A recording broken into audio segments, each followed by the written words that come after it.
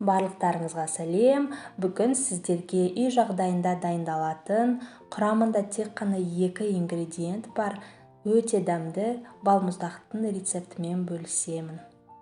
Видеоны соңына дейін қарап, лайк басып, комментарий жазуды ұмытпаңыз. Алдымен бізге керегі ол 2 банан. Мен бананды шамалы қатырдым, бірақ ол міндетті емес.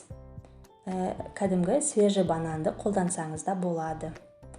Осылай блендердің ыдысына салып, езіп аламыз. Қатырылған бананның айырмашылығы ол тек езген кезде консистенциясы кішкене қою болады, бірақ ол міндетті емес. Бананды осылай езіп, дайындап аламыз.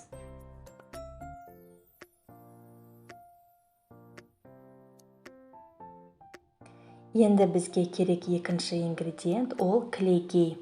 Бір ыдысқа 300 грамм кілегейді құйып, миксердің көмегімен араластырамыз.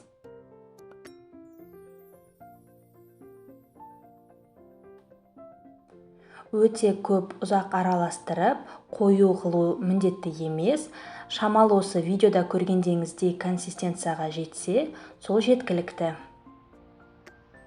Енді біздің араласқан кілегейімізге дайын тұрған бананды қосамыз.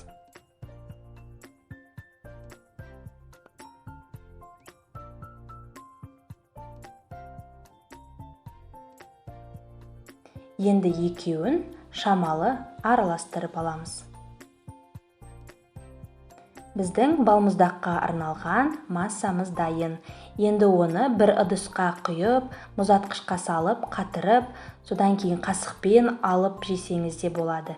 Мен арнайы балмұздаққа арналған силиконды формада қатыратын болғандықтан, өзіме ыңғайлы болу үшін осылай кондитерлік қапшыққа құйып дайындап аламыз.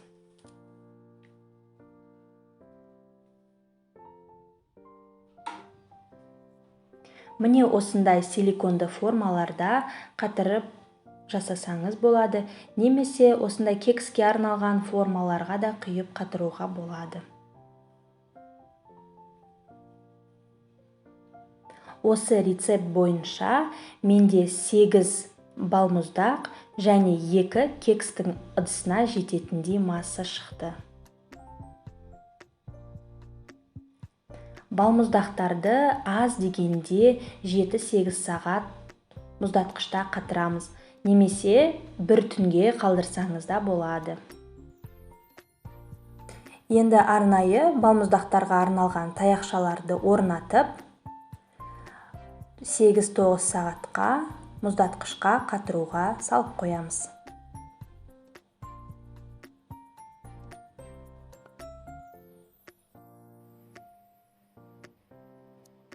Міне біздің балмұздақтар қатып дайын болды. Бір кекстің ыдысындағын шыдамай жеп қойдым. Енді олар силиконды формадан жақсылап қатса, өте оңай жабыспай алынады. Және оларды дәл осы қалпында қалдырсаңыз да өте әдемі. Немесе сыртын өзіңіздің қалауыңыз бойынша әдемілесеңіз болады.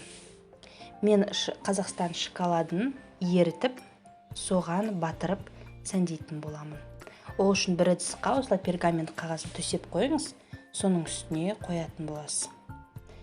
Шоколадқа жартылай ғана батырамын, себебі шоколад аз, барлығына жетпейді, толығымен батыруға. Тек әдемілік үшін осылай сәндейтін боламын. Және бетіне өзіңіздің қалауыңыз бойынша жаңғақ немесе әртүрлі кәмпиттер сепсеңіз болады. Мен қазір қыс мезгілі жаңа жыл жақындағандықтан осындай қардың, шыршаның бейнесіндегі кішкентай кәмпиттермен әдемілеймін. Дәл осылай барлық балмұздақтарды әдемілеп шығамыз. Балмұздақ сап-салқын болғандықтан шоколад тез жабысып қатып қалады. Сондықтан егер бетін осылай әдемілегіңіз келсе, онда шоколад қатпай тұрғанда тезірек үстіне қоятын кәмпитіңізді немесе жаңғақ бірдеңе себетін болсаңыз, онда тезірек қимылдау керек. Балаларыңызды, өздеріңізді осындай балмұздақпен қуантыңыздар. Дайындалу өте оңай, ең бастысы құрамы табиғи. Балмұздақтар тоңазытқыштан шыққан кезде қатты болып көрінуі мүмкін, бірақ құрамында су болмағандықтан мұз болып қатып қалмайды. Кішкене 2-3 минут тұрса, өте жұп-жұмсақ болады. Назарларыңызға рахмет. Видео ұнаса, лайк басып, комментарий қалдыруды ұмытпаңыздар. Ас болсын!